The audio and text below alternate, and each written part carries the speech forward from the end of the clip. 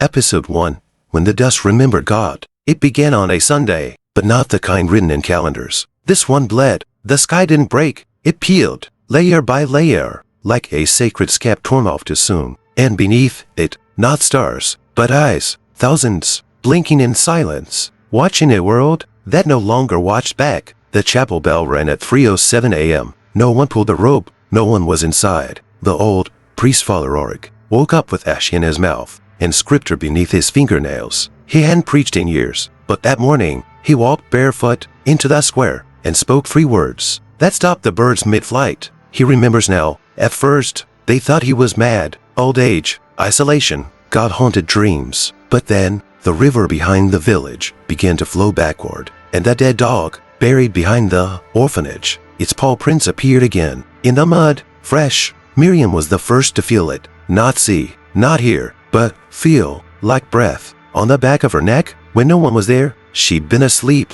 or dreaming, or somewhere in between. But when she woke, her mirror was cracked from the inside, and on the glass, drawn in her own handwriting, "Tell them I'm not gone, just quiet." That day, every candle lit itself, every shadow leaned east, and the birds stopped singing, not because they forgot how, but because something holier was speaking. By dusk, the town gathered in the chapel. No one invited them. They simply came, drawn by something older than language. There was no sermon, no hymns, just breathing, heavy, synchronized, like the lungs of a creature that had finally woken after 2,000 years of sleep. And, from the altar floor, something rose, not light, not fire, but memory, the memory of Eden. Before it bled, the memory of a name we once knew, but buried in the dirt of progress. A boy began to cry, but not in fear. In recognition, he pointed at the altar and whispered, "That's where he was." Not his, was. The priest fell to his knees, not to worship, but to listen, because the dust had begun to whisper, and what it said was not a warning, it was a reclaiming. Episode 2, the 13th Psalm. There is a psalm they never taught in churches, not because it was forbidden, but because it was alive. It doesn't sit on paper, it waits beneath it. A song not sung, but remembered by bones. That night, the town didn't sleep.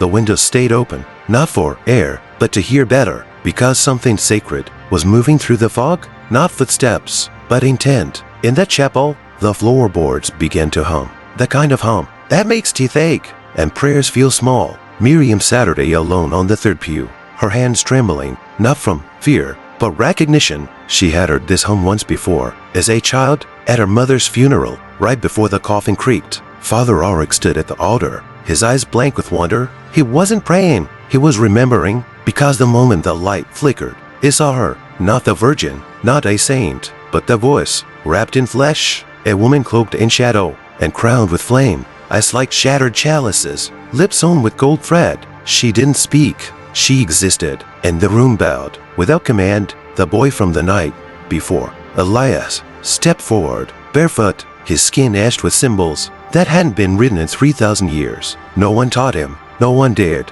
but he began to recite, though I walk through the silence, I shall not echo, for the breath walks behind me, and the eyes go before me." The lost verse, the 13th Psalm. Every candle burst, not in flame, but in light without fire. It danced, hovered, waited. Then, one by one, the people began to kneel, not out of faith, out of memory, because deep down, we all remembered the covenant we broke. Miriam turned to the back of the chapel, and there, on the stone wall, words began to carve themselves. In wet blood, "I was never gone, you just learned to live without me." The priest wept, the boy fell silent, and the woman of flame vanished, leaving behind only one feather, black as midnight, still warm. The townsfolk left the chapel. Without speaking, they didn't need to, because language had become too small for what they now knew. That night, no one locked their doors, not out of safety, but surrender, because he had returned, not in wrath, but in reminding, and reminders always come before reckoning. Episode 3. When the dust began to breathe. They say dust is dead, but they've never listened closely enough, because on the other day, the dust sighed, and the earth didn't shake. It exhaled. Morning never came. The sun rose, yes, but light refused to fall. It hovered above the village, like judgment, deciding if we were worth touching. Miriam awoke with blood on her fingertips, but it wasn't hers. It smelled like iron and incense, and on her palm, drawn in something older than ink, was a symbol, a circle split in two, with a single eye crying upward, not downward. Up, outside, the animals had gone still. No movement, no breath, just waiting, like creation itself had been paused, not by fear, but obedience. At the edge of the forest, the trees had twisted, not broken, not burned, twisted, bent backward, as if something ancient had walked past, and they bowed in pain,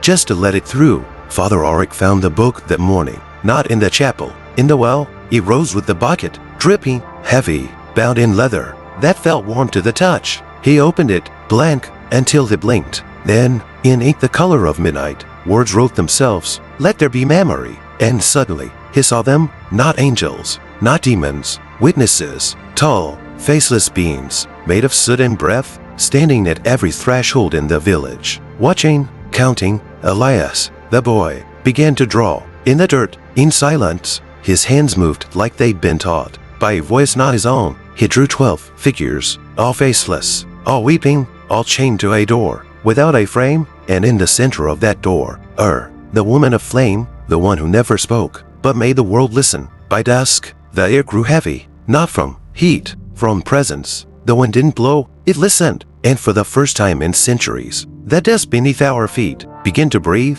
Each inhale, a memory, each exhale, a name, names of the forgotten, the abandoned, the once faithful. And somewhere in that sacred breath, Miriam heard her own name, spoken like a promise and a curse. That night, no one slept, but no one was tired. We were all awake, not just in body, in soul, because the dust was breathing now, and it was breathing us. Episode 4, The Ones Who Never Died. We buried them, we wept, we whispered prayers beneath dirt and stone and guilt. But the truth is, they never died. They simply waited. The village graveyard was silent that morning. Too silent, not peace, not sleep, listening, as if the ground itself was waiting for permission to speak. Miriam stood at the edge of the cemetery barefoot. The grass did not move, not from wind, not from her steps. She felt the pull again, that thread of gravity, not from below, but from within. The names on the headstones began to rearrange, not disappear, not change, just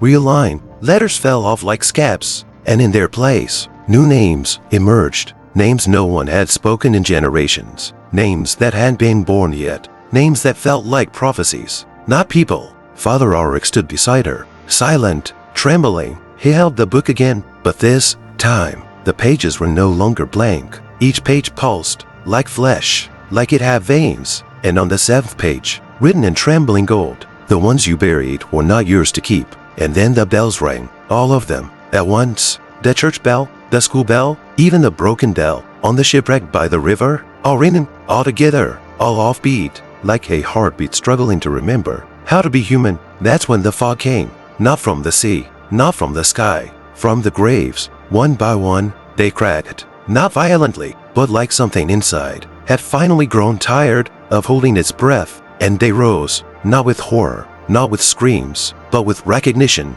Eyes closed, hands folded, lips sealed, but hearts beating. Miriam did not run. No one did, because every face that rose was someone we loved, someone we lost, someone we lied to. When we said, they've gone to a better place, they hadn't. They were left, right here, buried beneath our forgetting, waiting for us to remember. One of them stepped forward, a girl in a white dress, no older than 8. She looked at Elias, the boy prophet, and whispered, "You opened the door." He nodded, but his eyes were already weeping. The priest fell to his knees, not in reverence, but in regret, because now he knew he had buried them, not to honor, but to silence what they still knew. The dead did not speak that day. They did not have to. Their return was not resurrection, it was reminder. And in the silence that followed, we all felt it. This was not the end. It wasn't even the middle. It was the reckoning of memory. And memory, once awakened, does not go back to sleep. Episode 5.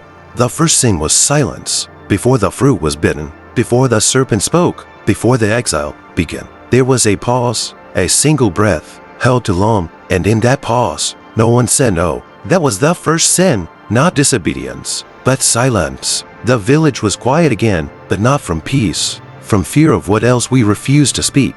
The dead walked without footprints. The air grew heavy with names we weren't ready to hear. names we gave up so we could sleep. In that chapel, the candles no longer burned. They wept, thin wax trails, like melted confessions, dripping down the wood, as if the flame itself was ashamed to shine. Miriam no longer dreamed. She remembered. Each night, her mind replayed the same moment. A woman in chains, sitting at the center of a dried-up well, singing without mouth or melody. Her voice, if it could be called that, was made of echoes of things never said aloud. And always, before she woke, the woman would turn to her and whisper, "He waited for your voice, but all you gave him was song." That morning, Elias painted the church walls with mud, not for art, for truth. He drew scenes none of us had lived, yet all of us knew. 12 figures standing around a hollow throne, their mouths sewn shut, their eyes weeping ink, and above them, a symbol, smeared in blood, the shape of a tongue,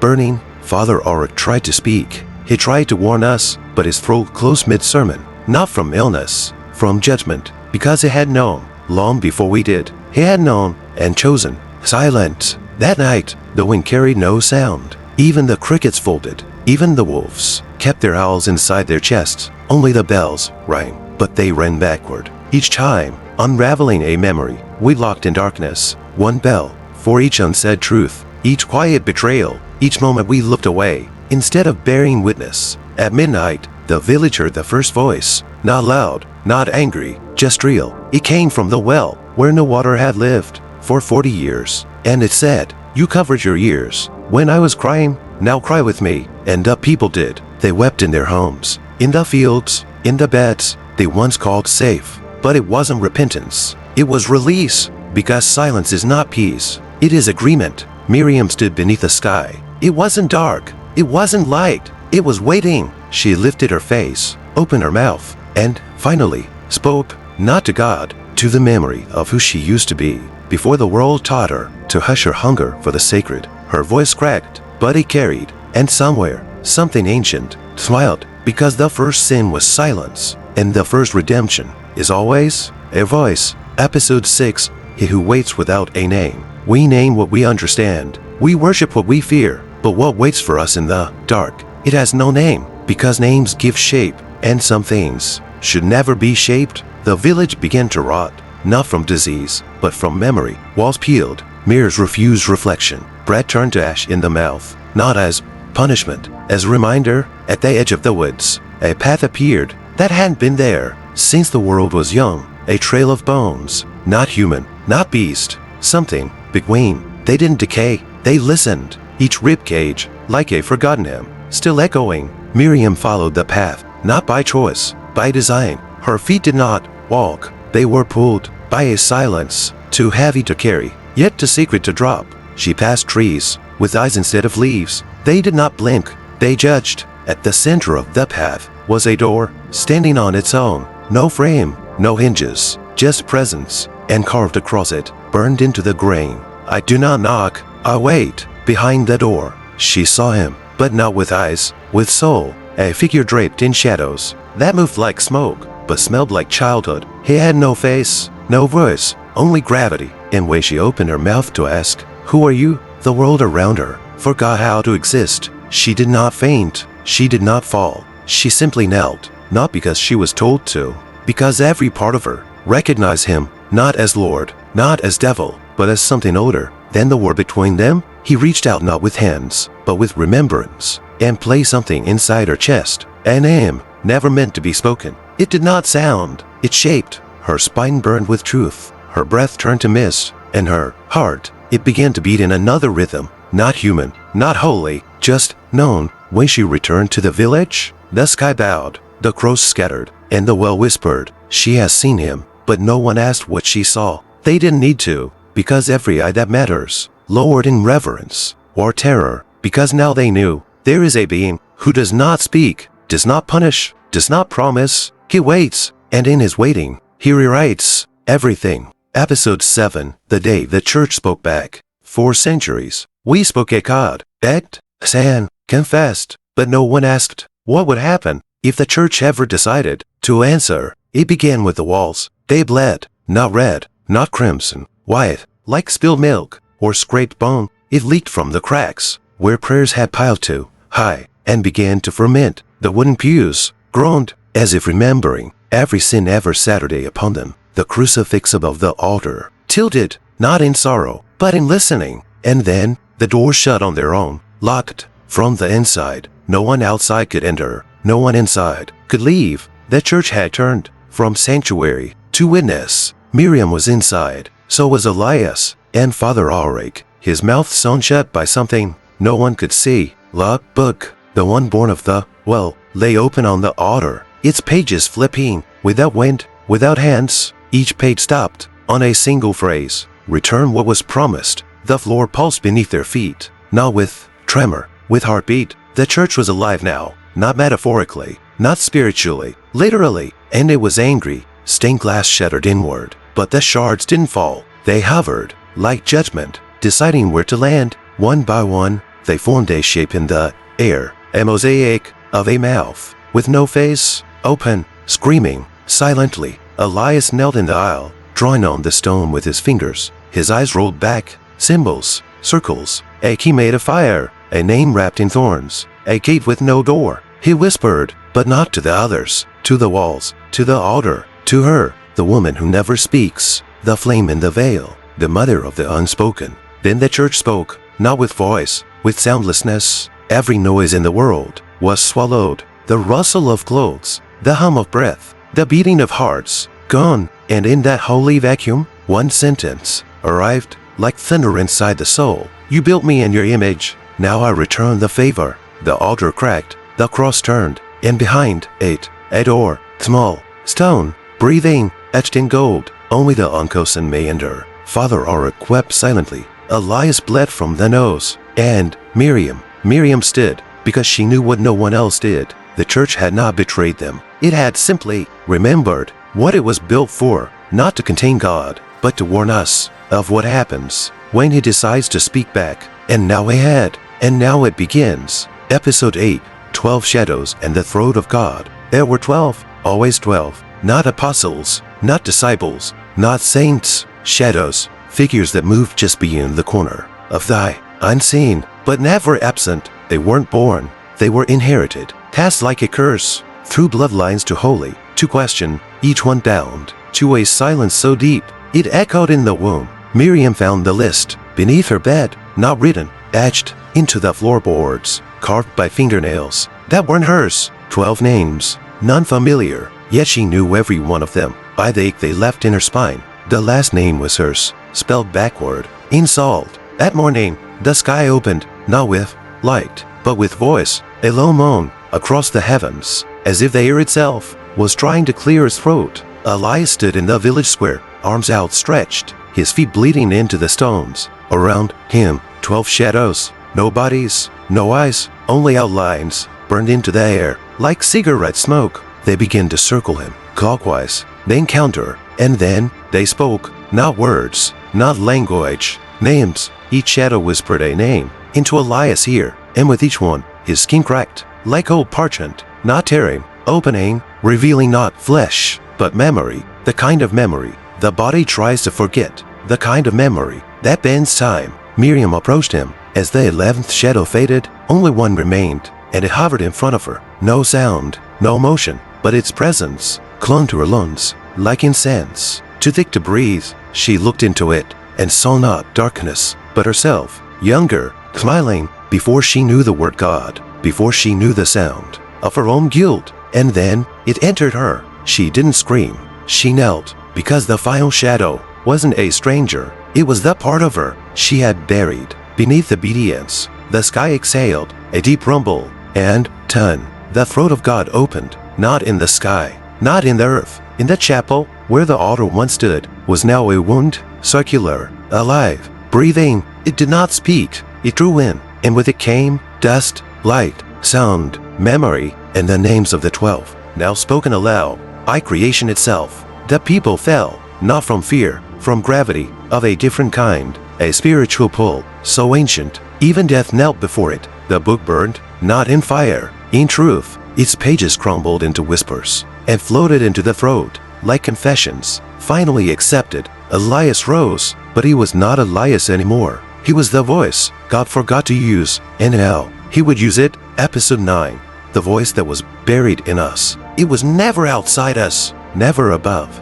never distant. The voice we called divine, the voice we feared, begged, blamed, was always buried inside, waiting, dormant, patient, like a wound that learned to speak. When Elias opened his mouth, nothing came out, not at first, just silence. So pure, it scraped the soul, the kind of silence that breaks glass before it breaks sound. The villagers gathered, drawn not by curiosity, but by instinct, like birds before a storm, like lambs before fire. No one spoke, no one needed to, because when the voice returned, they all felt it in their teeth, their ribs, their childhoods. Elias stood beneath the wound in the chapel wall, the throat of God. His body glowed, not with light, but with reminder. Every scar on his skin, open again, but not with blood, with scripture, words etched in pain, verses born in silence, inkless, flawless, final. He began to speak, but not in words, in knowing, and the moment he did, the people remembered, not what happened, but what was hidden, buried beneath decades of sermons and songs, behind robes, beneath altars, inside bones. A woman collapsed to her knees as her dead daughter's lullaby spilled from her throat. An old man screamed in the voice of his father, who was murdered during confession. Children cried in languages older than nations, and Miriam wept without tears for the part of her that once heard God clearly and chose to forget, because that was the first exile, not Eden, not Babel, but the moment we stopped believing that God was already inside us, the moment we buried his voice beneath shame and scripture and silence. Now it was unburied, and it did not ask for praise. It asked for reckoning. Each soul began to glow, some white, some red, some black, some with no color at all, just absence, because the voice was showing them not who they were, but who they had refused to become. The chapel trembled, not from wrath, from truth. The stained glass turned to smoke, the altar folded into itself, and above it all, the throat began to close, not because it was done, because the voice had already entered them all. Now they carried it, each heart a burning page, each breath a new verse, each silence a judgment. And when Miriam spoke again, her voice was not hers, not fully. It echoed with us, all of us, the lost, the silent, the devout, the damned. And her words, simple and terrifying: it is no longer coming, it has already begun. Episode 10. The day we forgot to die. There was a day when no one died, not because death had mercy, but because it had questions. The sun rose late that morning, like it too had doubts. Light fell crooked, bent at the edges, touching nothing directly. Even the shadows refused to align. Hospitals stood still, machines blinked, but no flat lines came. Bullets jammed, hearts paused, but didn't fall. And in the village, the birds flew in circles, afraid to leave the sky they suddenly remembered was not theirs. Miriam awoke in the center of the chapel. Her hands were glowing, not with light, with presence. Something was inside her now, something that pulsed each time she dared to speak. And the air listened. Father Ulrich had not moved in hours. His eyes were open, dry, fixed on something that no longer stood in the physical world. His mouth bled scripture, in reverse, unwriting verses we should have never claimed to understand. Elias knelt at the base of the altar, his skin translucent, his veins filled with ink,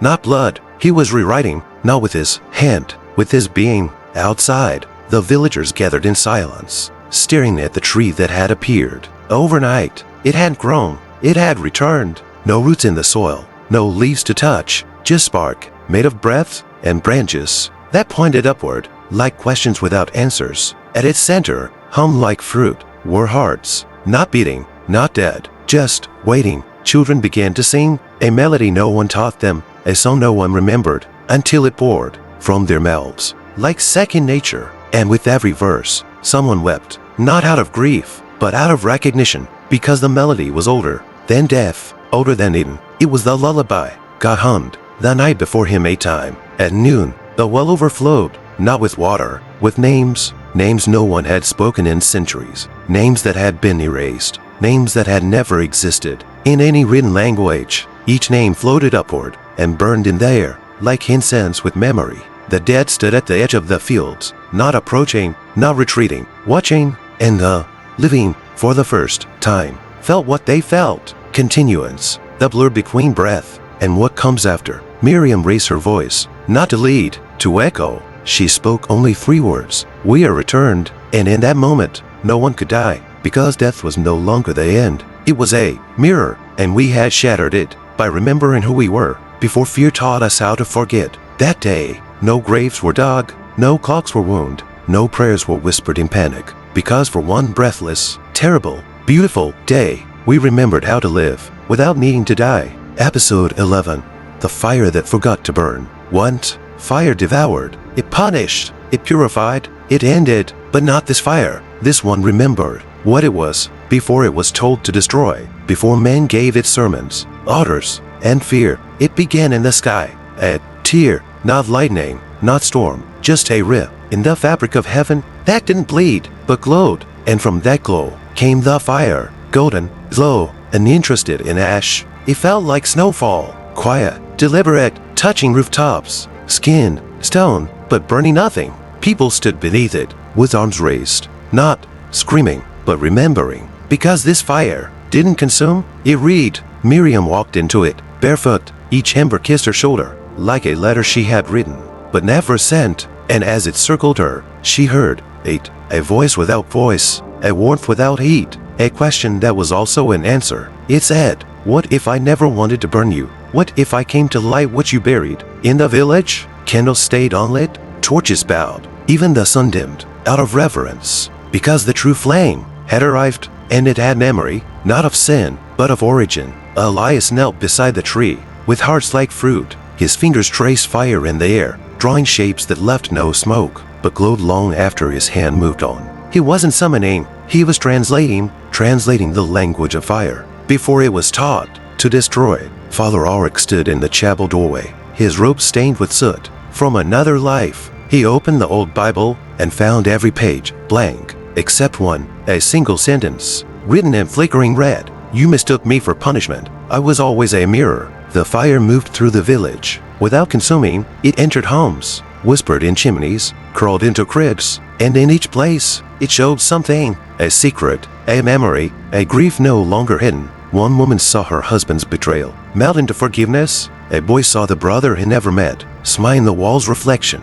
An elder man wept as his dead lover brushed past him in the warmth. No judgment, only return. By nightfall, the fire gathered above the chapel, hovering like a crown no one dared to wear. Miriam looked up and finally spoke. It doesn't burn, because it doesn't need to. We had already burned ourselves, with guilt, with doctrine, with silence. This fire came not to finish us, but to rewrite us. And so we stood in it, bathed in it, not scorched, but seen, because there is a fire, older than wrath, older than sacrifice, older than the garden. It is the fire that watched the first breath form, and chose, mercifully, to stay warm, instead of wild. Episode 12. When heaven lowered its eyes, we always looked up, begging, reaching, pretending our hands were holy, just because they trembled. But no one asked, what might happen if heaven ever looked down? Truly, softly, without mercy, without distance. It began, not with thunder, but stillness, the kind that made trees forget to sway,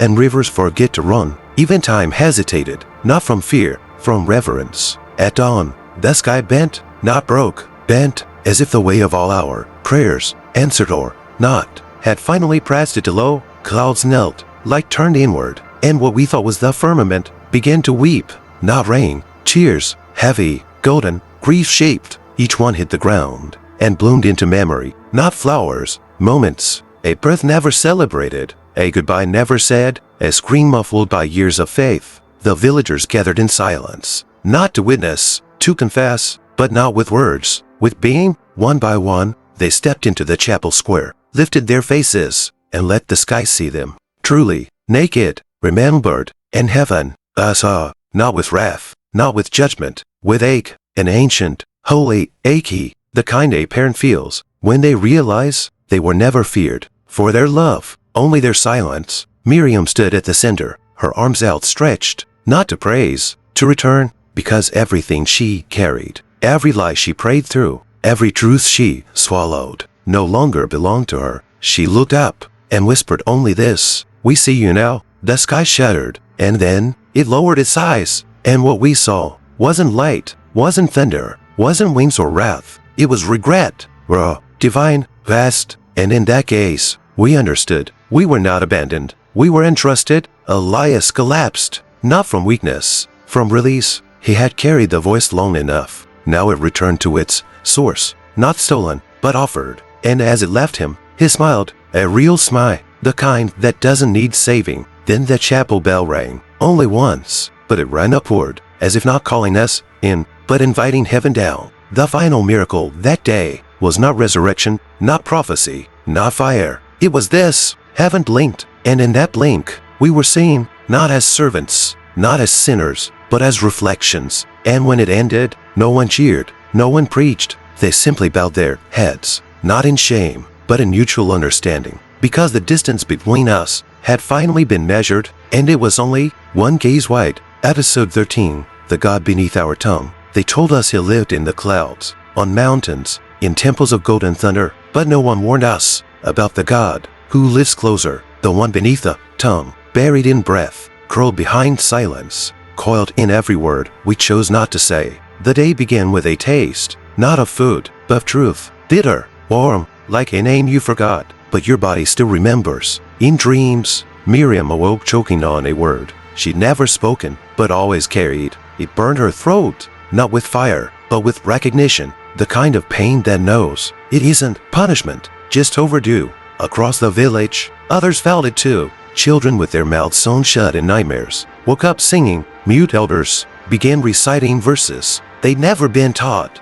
The air shimmered, not with heat, with language, but not ours. Not yet. Elias, pale and quiet, pointed to his lips and whispered, he was here the whole time, then opened his mouth and showed them a tongue etched with symbols, each one glowing, alive, breathing. The people panicked, but only briefly, because deep inside, they knew, they always knew, every time they cursed, in pain, every time they whispered to themselves, when no one listened, every time they bit their tongue, instead of telling the truth. They weren't alone, they were pressing down. On the divine, the chapel walls began to hum, not saying, like a mouth, closed too long, finally learning to part. And the book, the one that once bled and burned, opened on its own to a blank page. Then, letter by letter, the writing appeared, not from ink, from breath. It read, I had beneath your tongue, not because I fear the world, but because I trusted you to speak me. And yet, we didn't. We swallowed him, buried him beneath etiquette, politeness, fear. But no. He rose, one by one. The villagers opened their mouths, not to speak, to release. Songs no human ever wrote filled the air, confessions laced with light, prayers that sounded like thunder, whispered through clenched teeth. The wind did not blow, it listened. Miriam stepped into the square. She didn't raise her hands. She didn't close her eyes. She just said his name, the real one, not the one written in books, not the one carved in stained glass, but the name that had lived beneath her tongue since the womb. It was small, broken, imperfect, hers, and that was enough, because when she spoke it, the sky sighed, the ground sighed, and every soul nearby felt the silence inside them shift, not vanish, not explode, just make room. We always feared saying the wrong thing, but we never feared saying nothing, and that was the greater sin, because the God beneath our tongue was never waiting to punish, he was waiting to be spoken.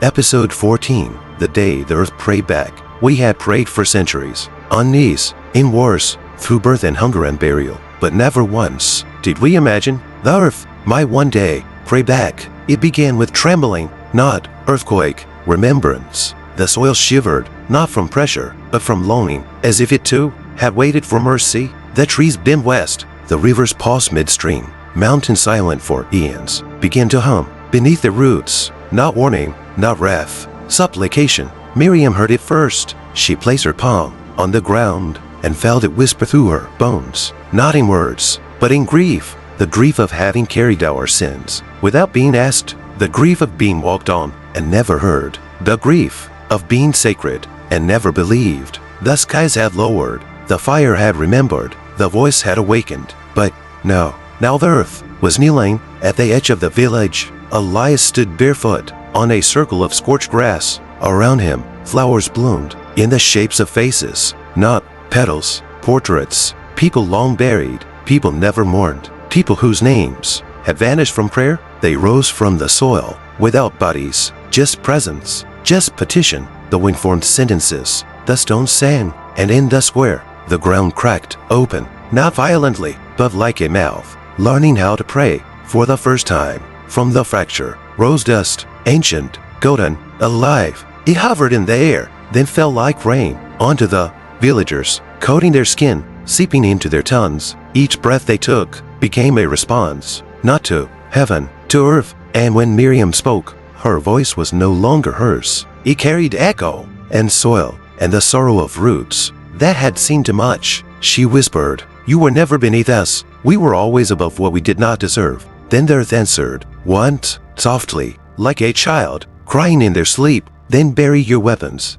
and plant your tongues. Grow what was never spoken. Feed what you feared." Father Auric placed his hand into the dirt and began to recite the first psalm. In reverse, not blasphemy. Return, every line untwisting the lies we told ourselves about dominion, about holiness, about ownership. That night, the stars did not shine. They listened because the earth was not ours, never was. She had only tolerated us until we remembered how to kneel with her, not on her. And when the final prayer rose, it did not go upward. It went down, down into the roots, the rivers, the marrow of the world. And there it stayed, not to be heard, to be held. Episode 15. And then God whispered back. It didn't sound like thunder. It didn't split the sky. It didn't raise the dead, or drop the stars, or shake the bones of mountains. No, when it finally came, it came like a breath, pressed against the back of the neck.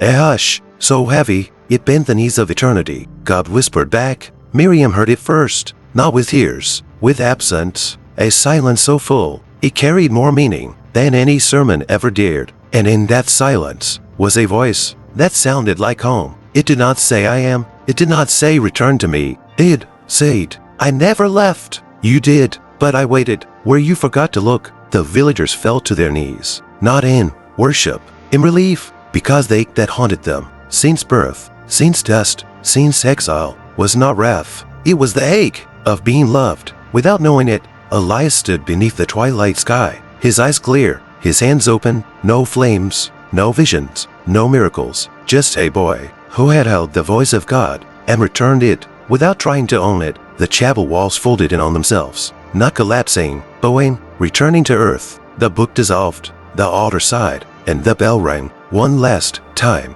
a single, soft chime that sounded like forgiveness, without conditions. And then, something impossible happened. The people began to speak, not in tongues, not in prophecy. They spoke to God, but not up, not out, inward. They spoke from the places they were once ashamed of, the cracks, the guilt, the questions, the silence. And God answered, not with lightning, not with punishment, but with recognition. One mother felt her child's hand in the wind. A widower saw his wife smile in the morning fog. And Miriam felt her name whispered by the grass beneath her feet. You never needed to find me. You needed to remember that I had already found you. There was no rapture, no apocalypse, no end. Just return to the self, to the sacred, to the voice we buried beneath noise and doctrine and doubt. And so the story ends, not with flames, but with stillness, not with death, but with recognition, not with a scream,